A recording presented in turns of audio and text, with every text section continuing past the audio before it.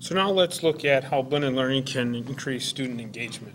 One is by incorporating project-based learning, PBL. Students are able to complete PBL or project-based learning activities online as well as in the classroom. Artifacts being completed online will complement the work done in the physical classroom, cited by Tucker, 2013. What that means is that the work that's being done online, either in the classroom or outside of the classroom, can be brought back to the classroom and students can work on it together. In groups, cooperative work, working as a team, completing the assignment. Students are able to work together in the groups in order to complete their different learning objectives, so their different tasks, allowing them to increase their social presence, again, which we're going to talk about later. Students are engaged using online resources such as Google Drive to create charts or presentations. They can share those with each other in their groups, and they both can work on them together either in the classroom online or out of the classroom online. Project-based learning also gives them authentic learning. Students will have a problem to solve by researching and experimentation. They can use the internet for their research. They can also come back in the classroom and use that information and actually test it on different scenarios. The video that I have actually shows how project-based learning can be incorporated in the classroom, blended classroom, to get a better idea of how it will look.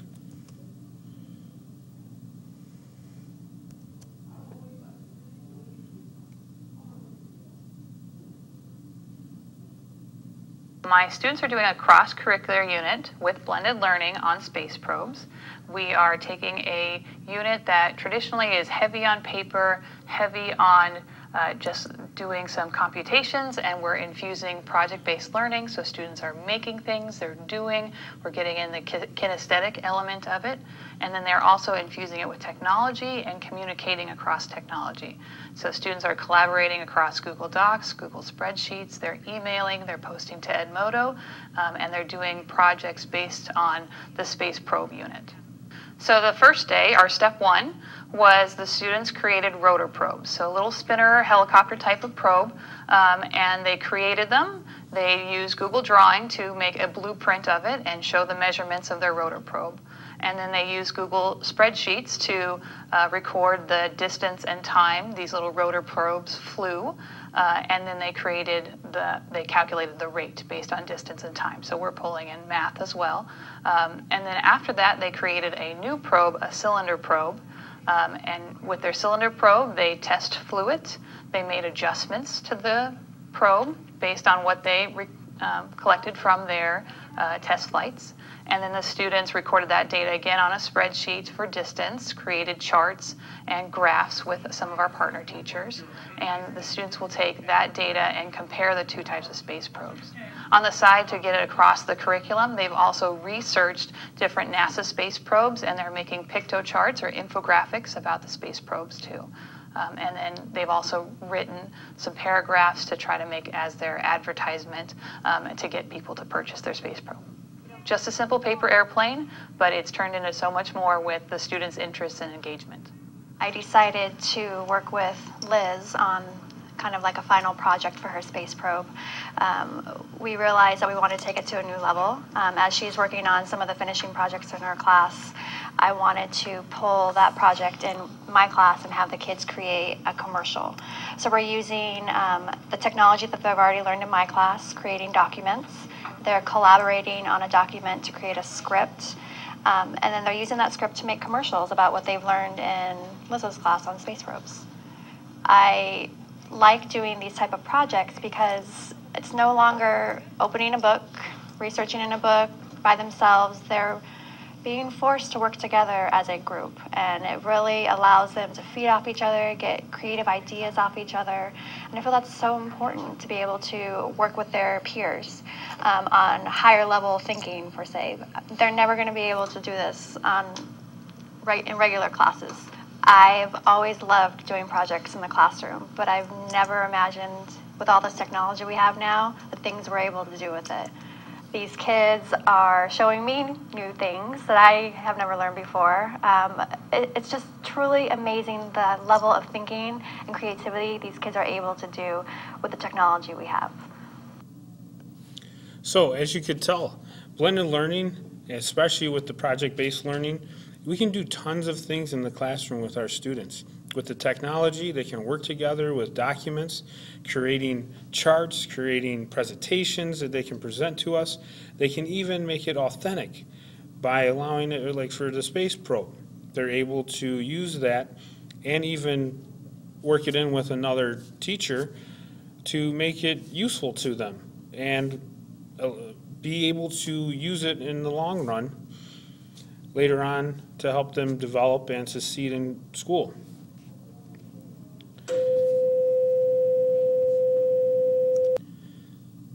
Besides project-based learning, what else we can do to increase student engagement is to use gamification. And what that is teachers using games, part of their online resources.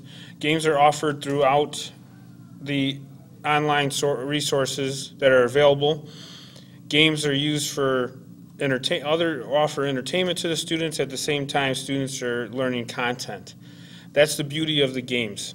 Kids are enjoying it, using it, participating in the games, a sense of competition with other peers, but at the same time, they're learning the content. There are many games out there online, many that cover many topics. There are even games for students to practice Punnett squares for genetic unit. There's also games for practicing protein synthesis, so making proteins. There's also games for chemistry where you practice having the time to work with chemical equations or chemical formulas.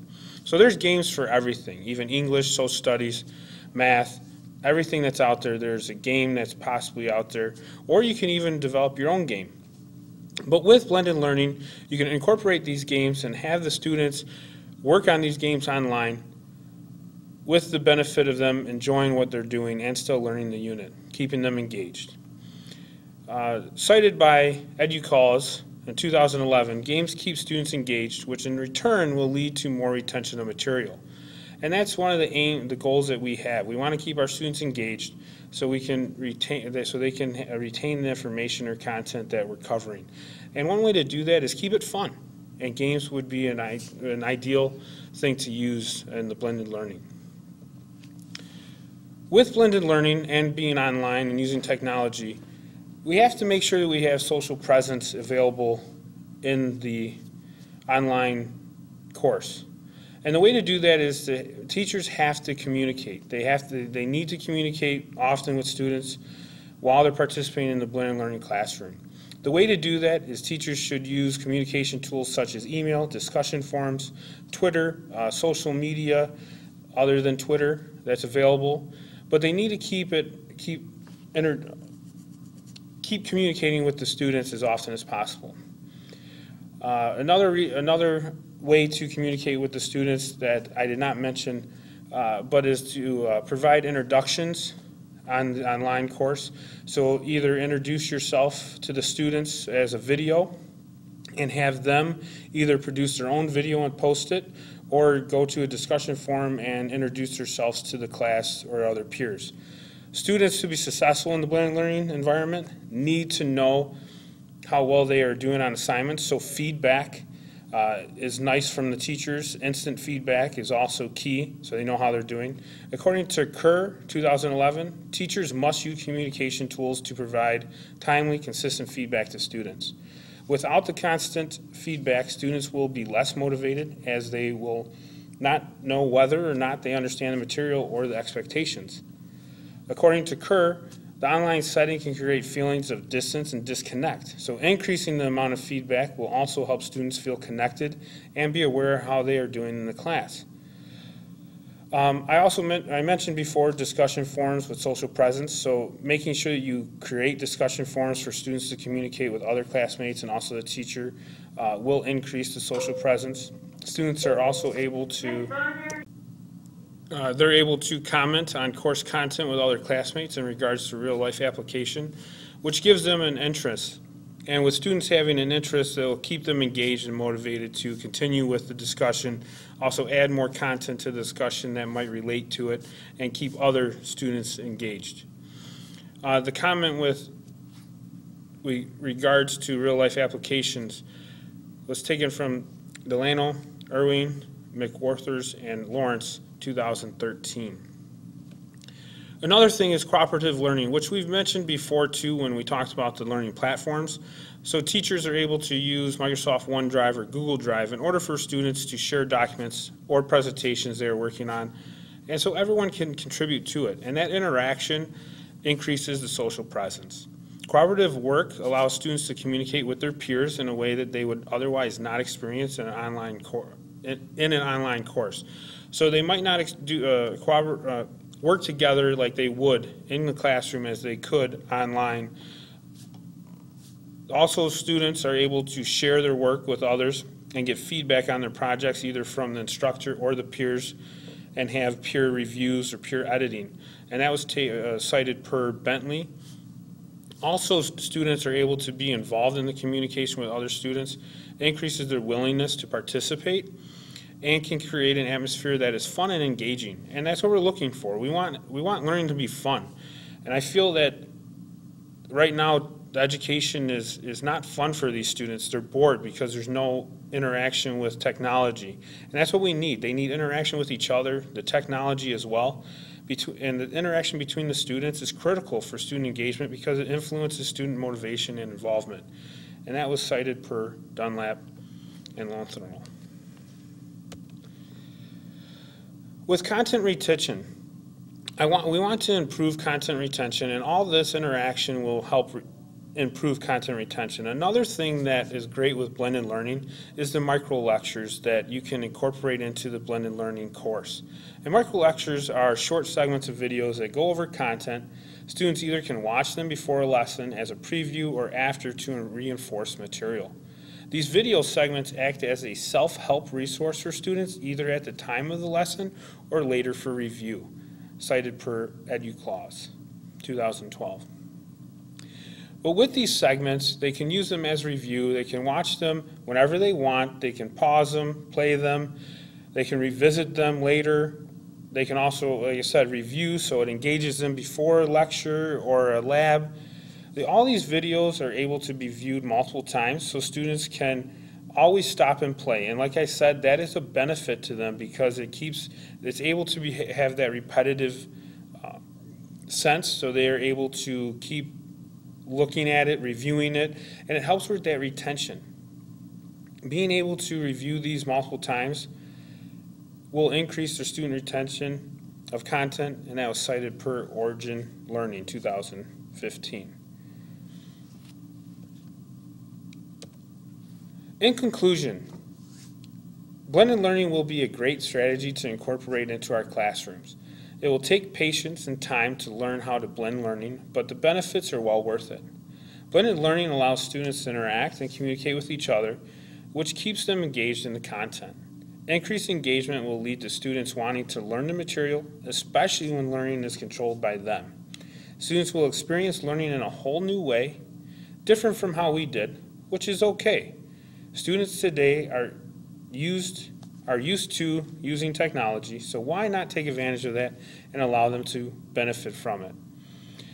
I also want to add that all the different things that we mentioned, the social presence will be increased social presence, so students interacting with each other and communicating with each other, us, as well as the peers in their class, will increase their student engagement and retention of material. Keeping it entertaining, fun, interactive is key to a successful blended learning classroom.